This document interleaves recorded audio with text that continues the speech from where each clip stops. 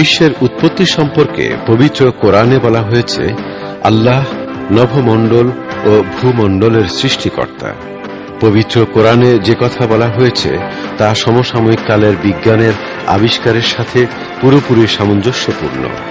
বর্তমান সময়ে নভোবিজ্ঞানীরা এই সিদ্ধান্তে উপনীত হয়েছেন যে সমগ্র বিশ্বসহ বস্তু ও সময়ের বিভিন্ন মাত্রা অস্তিত্বে আসে একটা বিরাট বিস্ফোরণের ফলে, আর ওই বিস্ফোরণ ঘটে মুহূর্তের মধ্যে। এই ঘটনাকে বলা হয় বিগ ব্যাং। এর ফলে প্রায় 15 মিলিয়ন বছর আগে সৃষ্টি হয় সমগ্র বিশ্বের।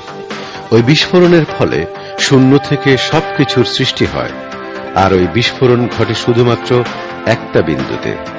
আধুনিক বিজ্ঞানী মহল ঐকমত পোষণ করেন যে বিশ্ব সৃষ্টির একমাত্র যৌক্তিক ও সম্ভাব্য ব্যাখ্যা হল ওই বিগ ব্যাং, আর এভাবে সৃষ্টি হয়েছে সমগ্র বিশ্বের। বিগ ব্যাং এর আগে বস্তুর মতো কোনো কিছুই ছিল না।